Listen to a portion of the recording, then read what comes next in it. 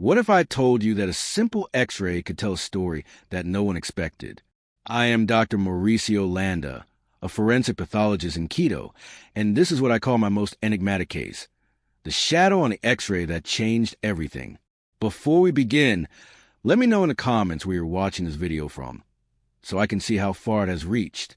It all started with an autopsy like any other. The body appeared under normal circumstances, nothing suggesting anything out of the ordinary. My job was clear, to confirm internal injuries with a post-mortem X-ray. But when I looked at that image, something stuck to my retina, a shadow that didn't fit. That was neither a fracture nor a foreign object. It was something else, something that seemed to say more than anyone could tell.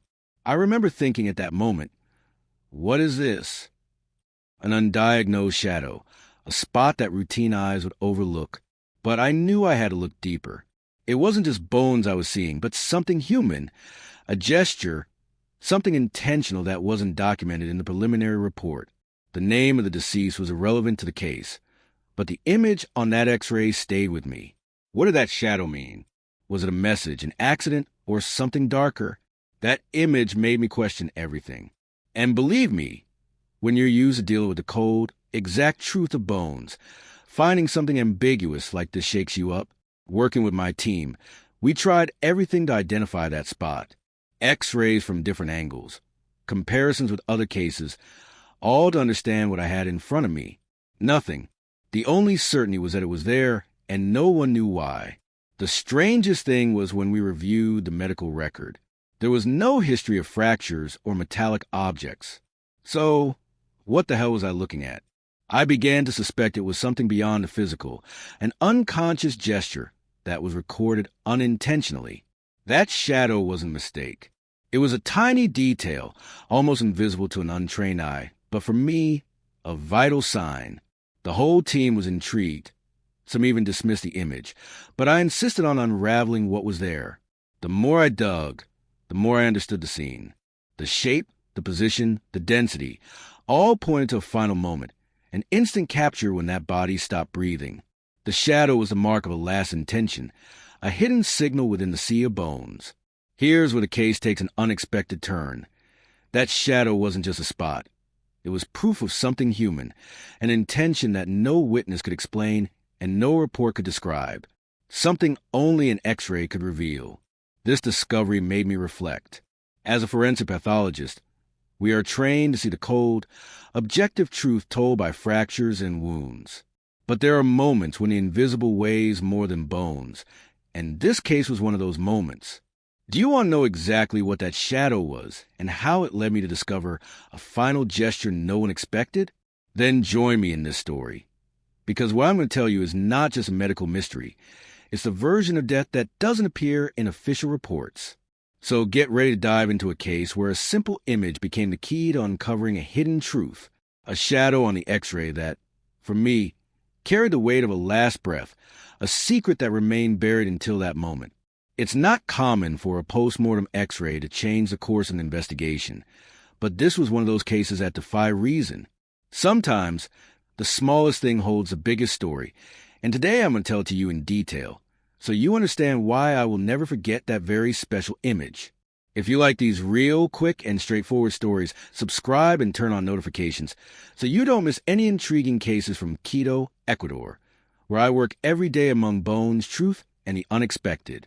Now, let's get to what everyone wants to know. What the hell was that shadow? What was that body trying to tell me from beyond? I promise you, it's not what you imagine. I'll tell you right now. The image on the X-ray looked like a mere glimpse, barely a nebulous shadow among the white and gray densities of the bones, but its presence was too vague to go unnoticed. At first, I tried to convince myself it was a flaw in the plate, a stain caused by the developing process, or an error in the film. However, the shadow remained there, intact and undeniable, demanding my attention with disturbing stillness. It resembled nothing I had seen before. There was no pattern or defined shape, just a dark stroke crossing the upper half of the chest. The body was already on the autopsy table, and every movement had to be precise to avoid altering its original state. I decided to be meticulous and began to carefully examine the corpse to find any physical correlate. It was uncommon to find something that didn't fit the official narrative, especially in an apparently straightforward case. But something about that shadow told me I had to insist. There was a hidden story behind that dark fragment. As I palpated the chest, my fingers found a slight hardening beneath the skin that I hadn't noticed in the initial external examination. The muscles were tense, as if the body had held on to one last tension, a breath caught just before dying. The skin around it, soft and pale, seemed to hide something deeper, something the X-ray had hinted at but my eyes on the surface could not identify. Carefully, I removed the layers until the exposed tissue allowed me to see something peculiar, a small and very faint inscription, like an almost erased tattoo, a mark that only sensitive detail and years of experience helped me perceive. I paused for a moment. This detail was strange. There were no records of the person having tattoos, nor any external signs of such a mark. How could it be visible only beneath the skin and only from the perspective of the X-ray? Something in the shadow had awakened more than my professional curiosity, a personal bond, almost an urgent call that drove me to keep investigating. Was it perhaps a sign? A hidden message? I took the X-ray and placed it next to a monitor to enlarge the image and observe every pixel meticulously. As I adjusted the contrast, the shadow took shape, revealing a more defined pattern. It was not a random stain, but a kind of symbol, a combination of subtle lines that matched the inscription I found on the skin, although reversed, almost like a mirror. The idea that someone had left a signal of such magnitude, hidden in a body, hoping someone would discover it, shook me deeply. As I contemplated the image, I remembered a past case, one I had stored in a corner of my brain, because I never understood its meaning. That time, a body had also shown unnoticed signs, details that went unnoticed for almost everyone except someone willing to look beyond the surface. But here the game was different. The shadow did not only have aesthetic or testimonial value. There was passion, human intention behind it. It was not just the presence of death, but the remnant of a last expression, something someone had wanted to leave tattooed in silence. I returned to morgue with the enlarged X-ray and prepared the body for a more extensive and thorough examination. I used specialized lighting to observe the skin and underlying tissue, and slowly, I made a very subtle incision in the area where the X-ray and the surface seemed to coincide in that shadow. What I found was disconcerting, but at the same time revealing. A thin sheet of paper pressed beneath the skin on the back of the chest, almost imperceptible to the naked eye, as if someone had purposely inserted that message with surgical precision and a chilling warmth. I removed that delicate sheet with the utmost care, making sure not to tear it or erase the marks. Once on the table, I could see what at first glance did not appear to be a drawing or usual marks. It was an encrypted message, written with ink that was fading over time, but still retained a clear trace. I tried to make out the words, understanding it was a personal text, a final gesture from someone who knew they were about to die and wanted to communicate something impossible to understand at first glance. For several minutes, the silence of the morgue grew dense, heavy, perhaps because the air seemed to carry that secret the body guarded so jealously. The cold light of the lamp flickered over the paper as I read carefully, as if every word was a confidence shared only with me. It's not just a body, it's a testament, I thought, feeling how the story took a sharp turn. As I processed that revelation, I couldn't stop thinking about the implications. Why use such a hidden technique? Who knew of this method, and why trust that some forensic specialist would discover it? My mind spun around who could be behind it. Perhaps a conspiracy, an act of desperation, a test of lies or truth.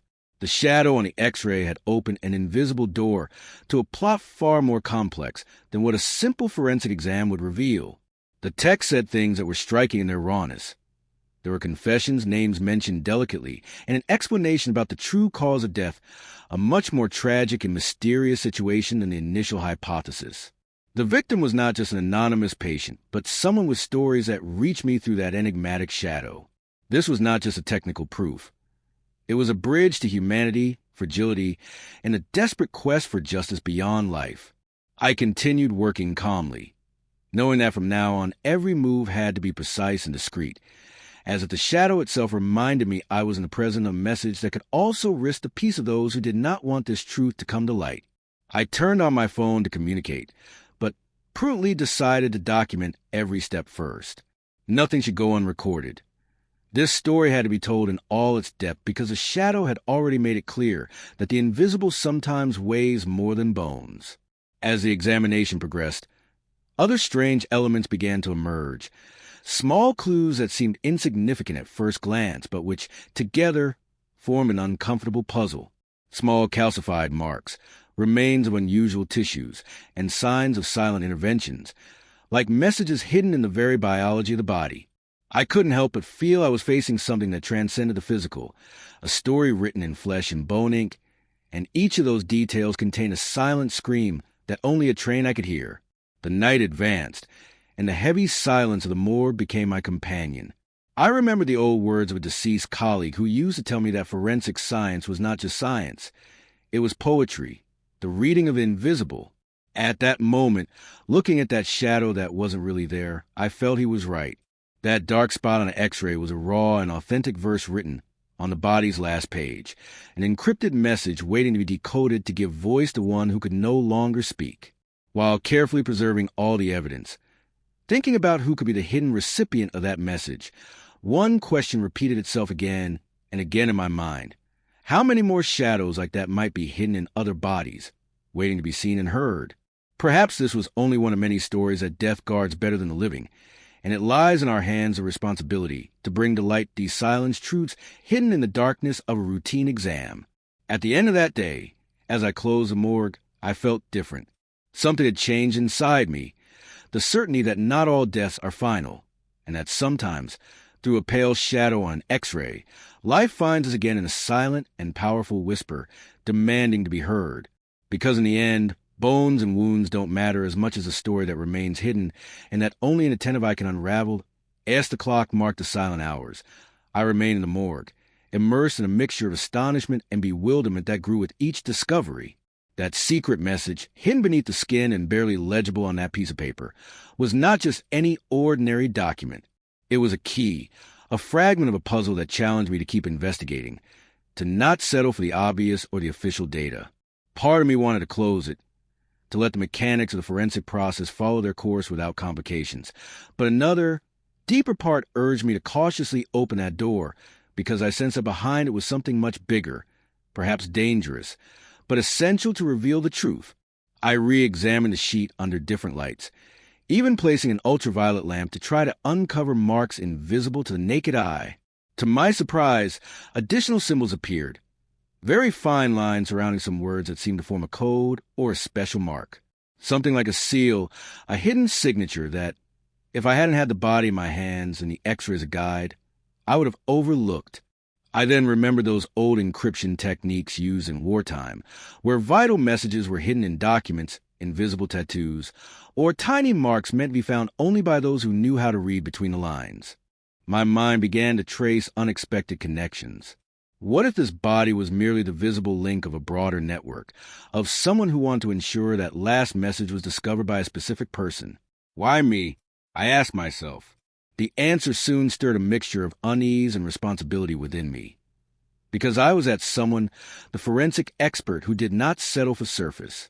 I had the ability, the knowledge, and above all, the willingness to unravel secrets like this. But I also understood that this knowledge put me in a vulnerable position.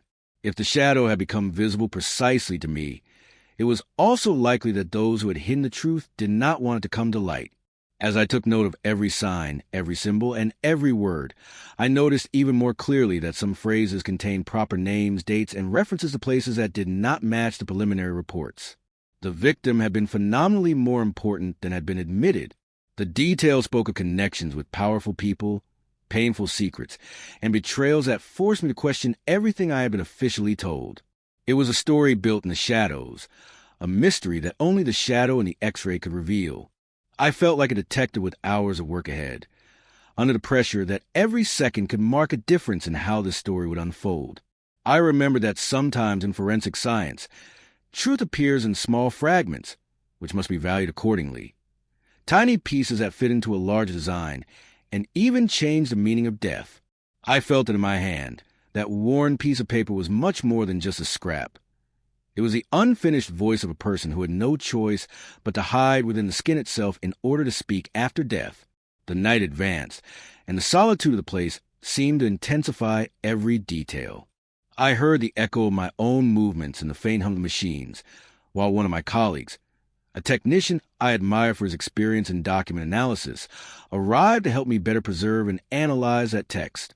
With his collaboration, we scanned and digitally reconstructed every word, trying to saturate and perfect the image to understand practically every ink stroke remaining on the sheet. As technology gave us higher definitions, the internal story of that body became more palpable, coming alive on the screen. But not only the paper contained secrets. The body also responded to my questions through other subtle signs that emerged slowly.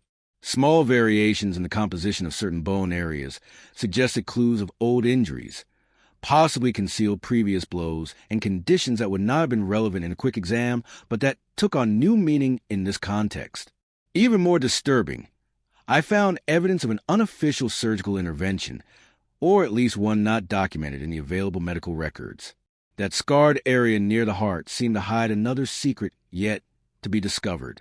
The mystery grew denser and more complex, and I couldn't help but wonder who had decided to mark that body in such a way, who had sewn the sheet into the skin, and why such a macabre yet intimate method was used. It was as if the victim had anticipated that the truth would need a guardian frozen in time, a messenger with eyes capable of seeing beyond.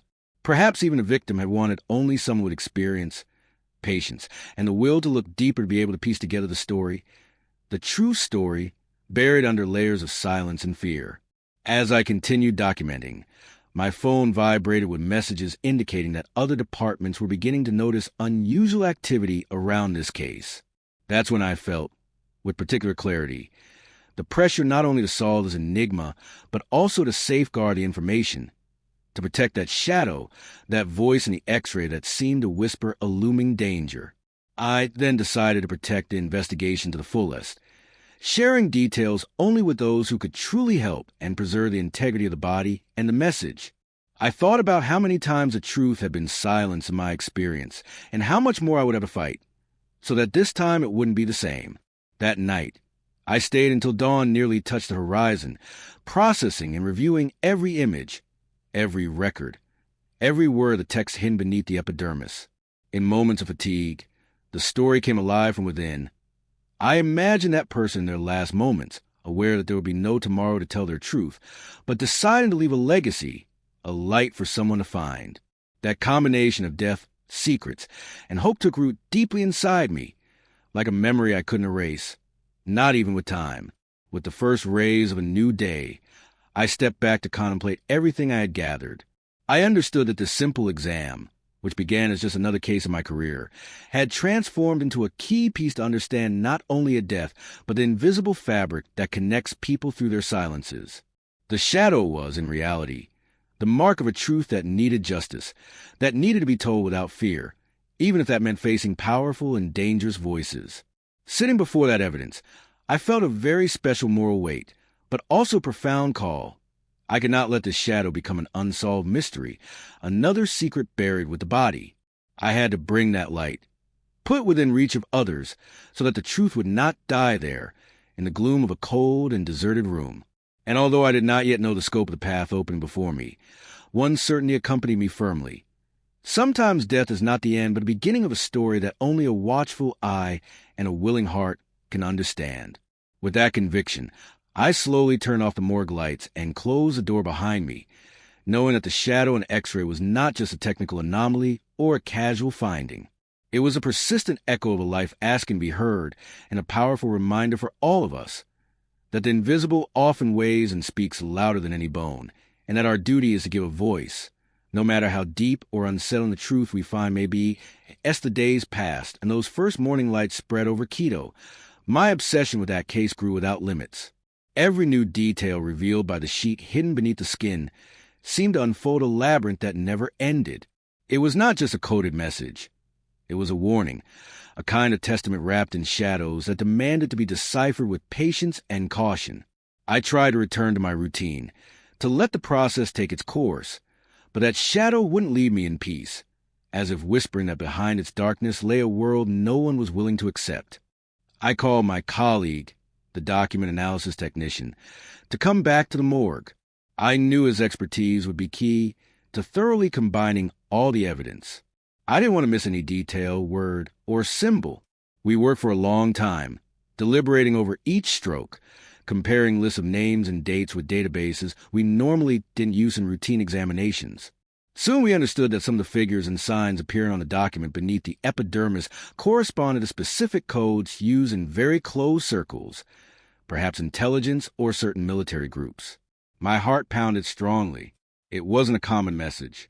It was something designed to withstand the passage of time, but, above all, to avoid censorship or oblivion imposed by those with the power to rewrite what happened. I clearly remember the night when, while reviewing each image on the screen over and over, the morgue door suddenly opened. It was no one I expected. An officer from the service handed me a sealed envelope without a word. Upon opening it, I found photos of the body painted with fluorescent paint revealing additional marks invisible to the naked eye, internal scars, and a tiny tattoo at the base of the neck, barely perceptible like a barcode. My mind raced. That confirmed something I already suspected. The victim had not only been silenced by death, but his body was a sort of map, designed so that the message would eventually be found by someone capable of reading it. With each step, the tension became more palpable. I decided to consult a trusted friend in the police to check if there were missing persons records that matched that profile. To our surprise, the victim's name did not appear in any official report. It was as if he had never existed in public records. This only increased my conviction. The truth behind this story was being actively hidden, buried not only in the earth but also in sealed archives and erased memory. Meanwhile, I began to analyze the supposed unrecorded surgical intervention on the body. I consulted expert surgeons who confirmed that the scar on the chest did not correspond to conventional medical procedures. It looked more like a clandestine incision, made precisely but without documentation or formal authorization. What had been extracted or implanted during life. The idea disturbed me. The pressure of the unknown grew, and with it, the feeling of being on the verge of touching something that should originally have remained unrevealed. Working with imaging technicians, we attempted a 3D reconstruction of the operated area. We discovered tiny metallic remnants housed inside a fibrous capsule. This opened another range of questions. A chip? A tracking device?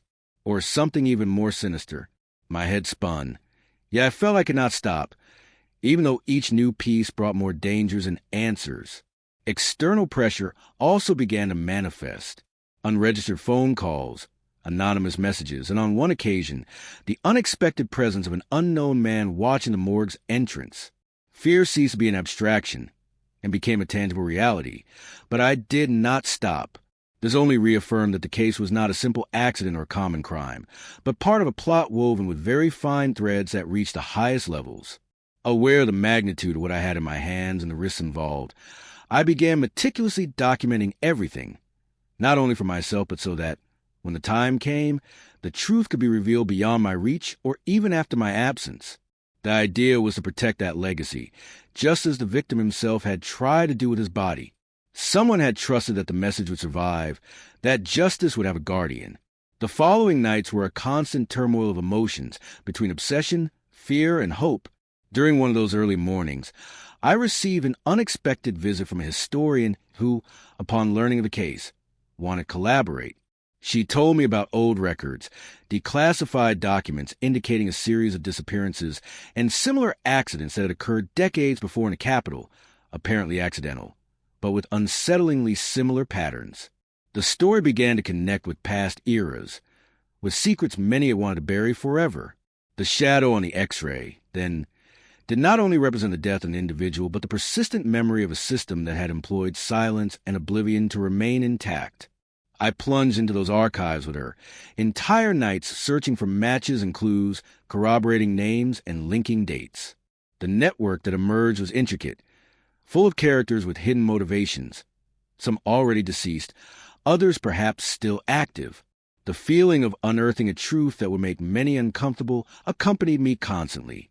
The most unsettling moment came when, reviewing an old folder, I identified the same symbol that had shown under ultraviolet light on the victim's message. It was a seal of the secret society, or at least a group with a name that repeatedly appeared in classified documents, and that one way or another, seemed linked to political movements and espionage for years. It was as if the victim had been one more piece on a vast board, and his last act was to send a whisper from the grave for someone with attentive eyes to make sense of it. The weight of that revelation was enormous. Not only did I understand I was facing a plot of power and silence, but pieces around me began to move, indicating the presence of those who preferred the case to remain in the shadows. Without exaggeration, that simple examination had detonated a bomb of truth, as if the X-ray had been a portal to a denied reality, ready to explode at any moment. Paradoxically, despite the fear, I felt a fierce strength, the conviction that stopping the search would betray not only the victim but also all those whose voices had been drowned by fear and impunity. I knew I had to move forward, even though the path grew increasingly winding and dangerous. Little by little, amid codes, scars, and faces at times seemed eager to erase, the story behind the shadow began to take clearer shape. A tale of injustices, hidden alliances, and a person who, even with little time, chose to write his truth deep within his skin, trusting that his message would be received. That trust placed in me, a simple forensic expert who had often witnessed unexplained endings, became an unavoidable commitment. I could not turn back. The shadow had begun to speak, and I would be its voice before a world that often prefers to look the other way. Closing the morgue door that morning, with the sun already high, I felt that this case would mark a before and after in my life. Because sometimes a shadow in an X-ray can be more than a medical finding. It can be the key to opening a story no one wanted to tell, revealing that the most powerful and revealing truth lies in the invisible. What began as a routine examination became an unceasing search, a silent battle between oblivion and memory. And I, without seeking it, had been chosen to be that unexpected guardian. And although the path ahead was uncertain and full of shadows, something inside me was clear. The truth would not die with me, nor with that body, because now, more than ever, the shadow had a voice. That same night, while reviewing for the umpteenth time the images and documents that had been given to me, an idea began to form in my mind with the clarity of a lighthouse in the middle of the fog. It wasn't just about discovering who that victim was or what message was hidden. There was something deeper, understanding what had motivated someone to record their truth on a body already condemned. Why that shadow, that intangible trace on the skin and flesh, had been the last resistance against a system that sought to crush everything under the weight of silence. I decided to return to the morgue when everything was calm, almost in secret. The cold and deserted building gave me the feeling of being on the edge of limbo, a place where secrets are kept until someone dares to bring them to light. I sat in front of the radiographic plate, with the dim light barely illuminating the space, and began to examine every detail with a digital tool that allowed me to alter contrast and highlight layers invisible to the naked eye. It was then that I noticed something I had not detected before, a series of almost imperceptible lines surrounding the main shadow, like a pattern designed to be read only by someone who knew where to look. I couldn't help but think about the patience required to write that message, about the willpower needed to leave a testimony that was not just a silent scream, but a first step toward the justice yet to come. That idea, so human amid the harshness of the corpse, struck me hard. If the victim had managed to communicate something from the edge of the abyss, I had to make sure not to waste that trust. The following weeks became an obsessive and meticulous exercise. Each day arrived with a strange mix of fatigue and anxiety, but also with renewed clarity about what I had to do. I took the case to cryptography experts, since it was clear that those symbols and marks had a coded language, a system designed to not be interpreted by just anyone. I'm not exaggerating when I say we spent whole nights, almost without sleeping, decrypting and comparing with old techniques used by clandestine groups. That's how we managed to interpret part of the hidden message, a kind of map referring to a series of locations in Quito, some appearing to be shelters and others points where similar disappearances had occurred. The revelation alone would have been enough for any investigator, but not for me. There was an urgency, a call in all of it. It was not enough to simply decrypt the message to archive it. I had to act accordingly. But the pressure began to increase palpably. The calls I received now had a threatening tone, and at night I no longer slept peacefully. I began to notice suspicious vehicles parked near my house, and a shadow that seemed to follow my every step. The feeling of being watched grew until it became something I could not ignore. I then decided to involve my friend and the police a bit more actively, knowing that I could not face alone that network of power that sought to wrap everything in a veil of impunity. Together we began to link data that previously seemed isolated, and little by little, formed a broader and more terrifying pattern. Disappeared persons, forged documents, testimonies silenced by fear or coercion, all indicated that we were facing a perfectly calibrated mechanism to maintain a structure of domination and misery in the shadows of the city. But the case took an unexpected turn when the historian discovered in some archives that several of those places marked on the map had been the scenes of clandestine meetings during the dictatorship that marked Ecuador in the 1980s. There was a direct connection between the symbols appearing on the victim's skin and certain emblems used by paramilitary groups operating under unofficial orders. Suddenly, the story of that man who was never named in official records intertwined with stories of torture, disappearances, and dark pacts that the recent democracy was only beginning to acknowledge and address. This confronted me with a much larger and sadder reality. I was witnessing a wound that remained open, bleeding beneath the surface of official history. Meanwhile, the medical investigation took a new direction when a surgeon I consulted privately told me about similar cases in other regions, where subjects had been used as guinea pigs for unauthorized experiments, with implants and internal modifications unrecorded by law. That explained the metal capsule found, but opened a window into terror and human vulnerability, like I had never experienced before. Thinking of the victim, that person who had been pierced not only by bullets or stab wounds, but by the dehumanization of those who intended to erase them without a trace, I felt a lump in my throat.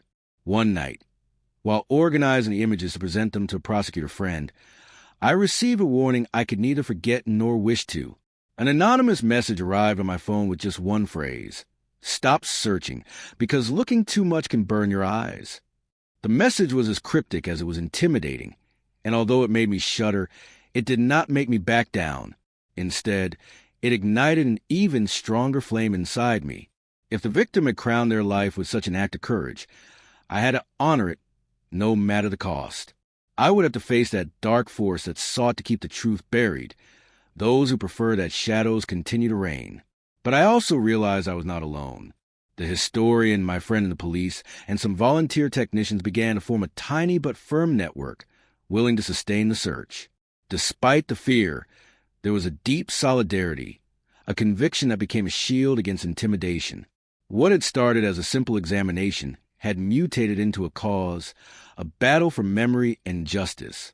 Between investigation and threats, I also found moments of hope. On one occasion, I contacted relatives of disappeared persons from that era, people who had never lost hope of finding some truth amid the imposed silence. Their stories, their restrained tears, and their constant fight confirmed to me that this case was more than a mystery. It was a symbol of resistance against forgetting. The process changed me. I was no longer just a forensic expert dissecting bodies and certificates. I was now a narrator, a guardian of secrets that had to come to light. The shadow in the radiograph became an emblem of the struggle for truth, but also a burden. I felt the weight on my shoulders, the responsibility to transform those whispers into a story that could not be silenced. Soon after, I received an unexpected package. Inside was a worn notebook found in a sealed box someone had sent anonymously to the office of the Legal Medical Service. It was a personal diary of another disappeared victim, with notes and drawings matching the symbols we had deciphered. The pages were full of fear, hope, and denunciation. It was like receiving a hand from the past that urged me to continue without hesitation. The pieces fit together one after another with painful clarity. At that moment, I understood we were facing an invisible chain, where each victim, each symbol, and each sign were part of a larger story. It was not just an isolated case, but a mosaic of stories that together formed a hidden testimony of recent history, irrefutable proof that impunity had woven networks from the heights of power to the most unexpected shadows. As the light of dawn slipped through more windows, I remembered a phrase someone had told me long ago: "The truth never dies, although the body does." I clung to those words as I closed a report containing everything we had discovered up to that day. I knew what was being revealed went beyond a medical or police mystery. It was a call not to forget, to keep memory alive in a society that so often seems willing to ignore it. What began as a barely perceptible shadow on an X-ray ended up becoming a lighthouse, a lighthouse that illuminated not only the body of that anonymous victim, but also the dark plot that sought to hide their secrets. And although danger still lurked and uncertainty gave no respite, behind that dim light there was now an unshakable certainty. Truth, no matter how deep the shadow covering it, always finds someone to bring it to light. Because sometimes the invisible weighs more than bones, and its voice, though silent, can resonate louder than any muffled scream. That morning, as the golden sunlight began to filter through the window of my office, I felt trapped in a whirlwind of thoughts. Every symbol, every stroke we had deciphered clung to my mind with an almost physical force, as if refusing to be forgotten. I knew I had halted the justice of the dead archives and dusty files, but at the same time, that same clarity only served to open more questions, to make me aware how deep the hole we had fallen into truly was. However, that was not an option. It was up to me to keep going down, venturing into the darkness without knowing what I would find at the end. With the help of the historian, a pattern began to emerge, not only in the places marked by those invisible signs, but in the human connections that inhabited them. The network of the disappeared stretched out like an invisible web, woven for decades and kept secret by a political and social framework that even today resisted giving way. Visits to the clandestine cemetery where, according to testimonies, nameless remains were hidden, the review of complainants in courts, and the consultation of forgotten military archives gradually enveloped me in a reality that seemed taken from a noir novel. This was not just the echo of a past dictatorship, but a painful heartbeat that still pulsed beneath our skin. The risk grew insidiously. That night, when the package of the diary appeared in the office, I decided for the first time to change my routines, not to walk alone after work, to avoid going straight home, and to let my friend and the police take care of surveillance. The anonymous calls did not stop coming. They whispered threats disguised as advice, cold tones that sought to freeze my will. Yet it was a silent threat, sustained more by the weight of looks than by direct violence. It reminded me of what I had seen for so long in the morgue. Bodies that do not scream, that resist in stillness, that communicate subtly, like those who know the shadow can be lethal. One afternoon, I received a tip from my friend. An anonymous informant had sent a lead about a new site linked to the network, an old abandoned warehouse on the outskirts of Quito, where it was suspected that torture and illegal experiments had taken place. We did not hesitate and went together.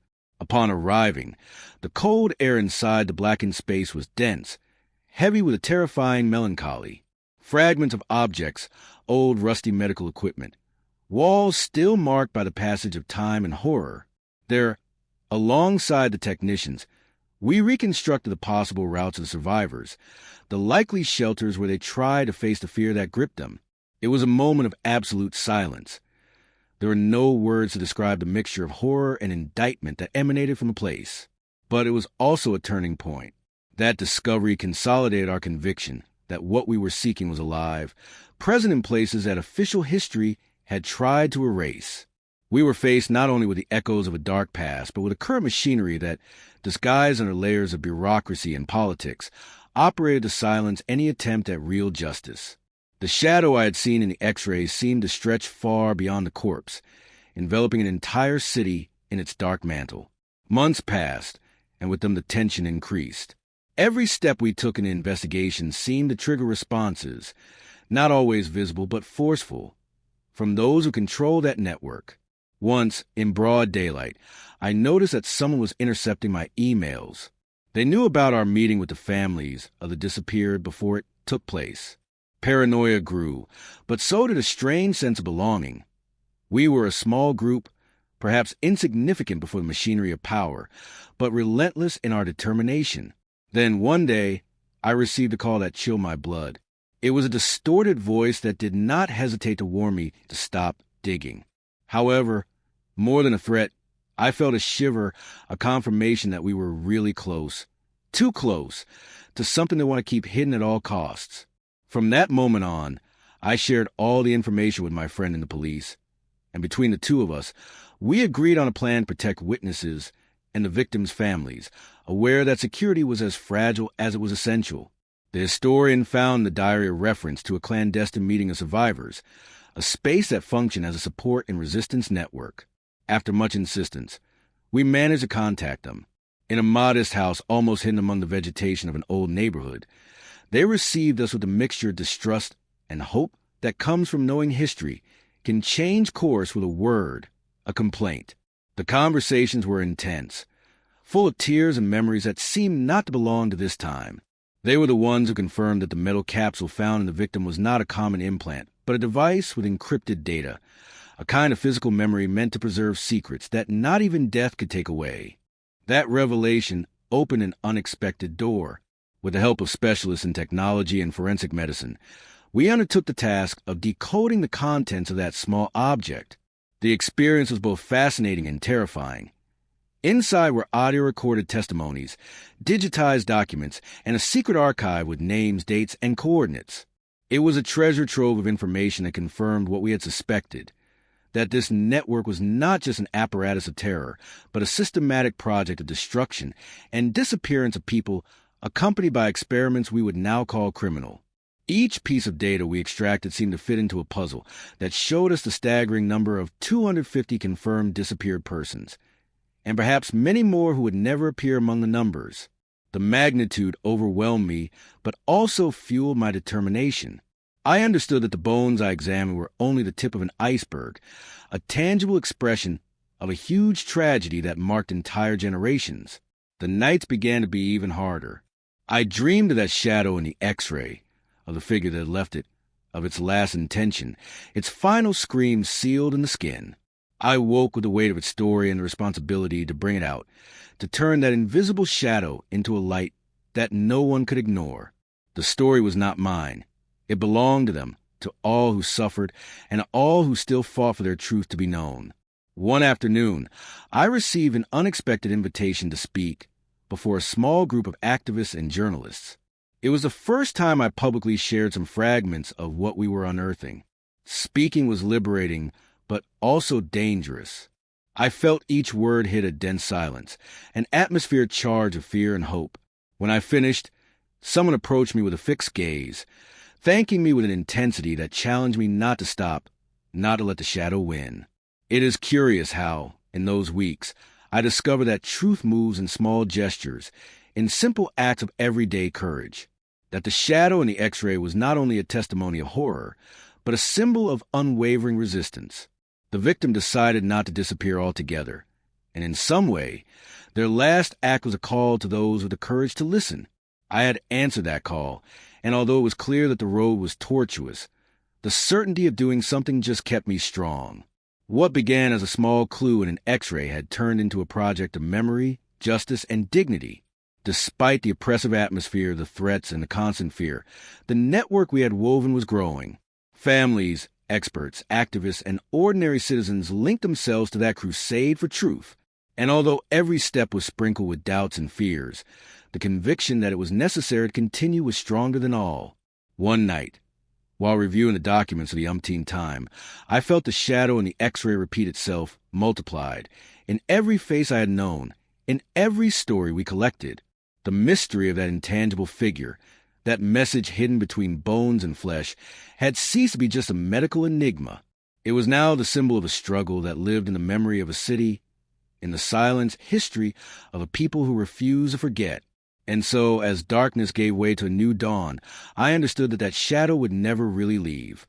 It would remain latent in every attempt to seek justice, in every voice raise to claim uncomfortable truths, in every gaze searching for light amid the gloom. Because truth, with its wounds and scars, is an unstoppable force. And although at that moment I did not know what would come next, I was clear that we were marking the beginning of something that neither fear nor silence could stop. The shadow in the X-ray was no longer just a mystery I solved. It was a commitment forever.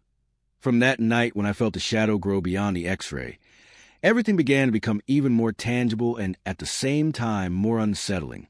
The information we had deciphered in the metal capsule became a sort of map pointing us to new places, new names, new stories, and above all, new voices. Voices that needed to be heard. Because if there was one thing that had become clear to me, it was that silence had been complicit for far too long.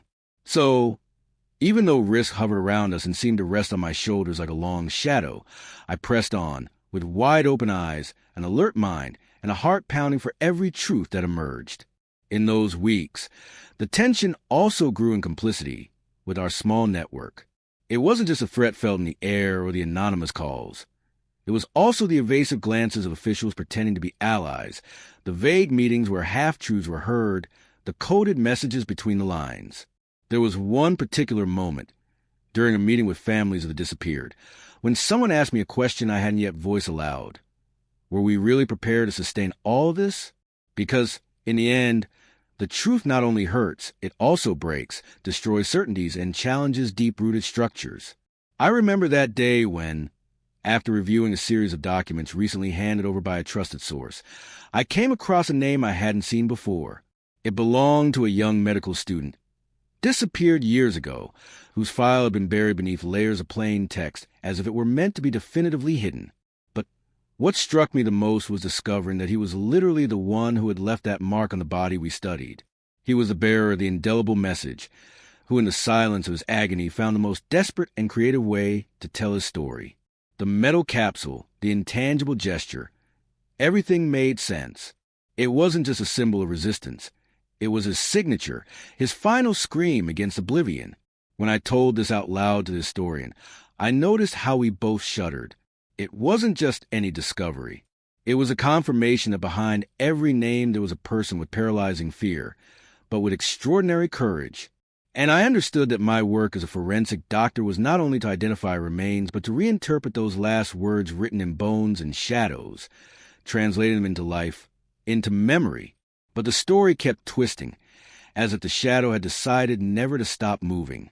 One morning, while calmly reviewing the encrypted codes contained in the capsule, I found something that left us all frozen, a series of coordinates that did not correspond to any known place.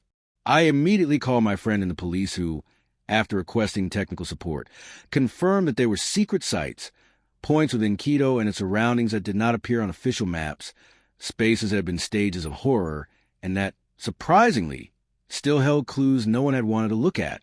We organized an expedition with a small, trustworthy team.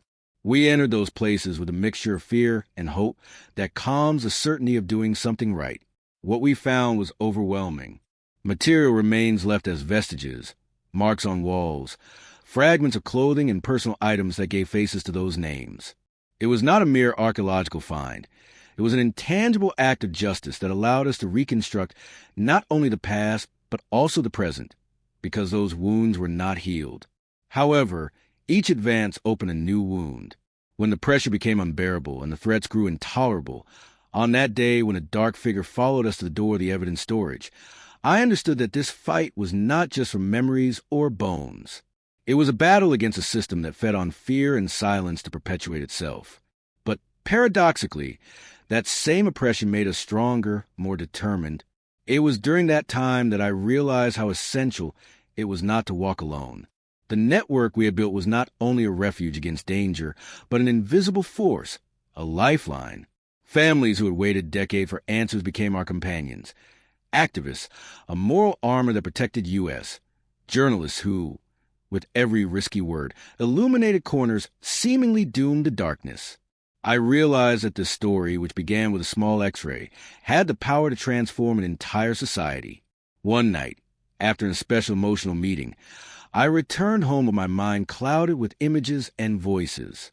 I turned on the light, looked at the X-ray illuminated on the screen, and for a moment, the shadow seemed to move, almost like a heartbeat. I felt that the victim was not only speaking to me, but to all of us. It was his way of saying, I am here and I am not alone. Then came the final cracks. Some documents we believed authentic were discredited.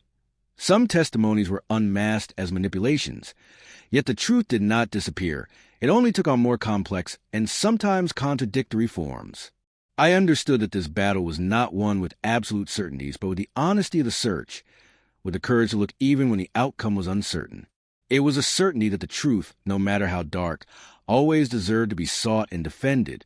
With every step I took, the shadow taught me that justice is not a destination, but a path, that there are no happy endings, only moments of clarity in the night, and that sometimes the smallest gesture, the quietest act, can change everything.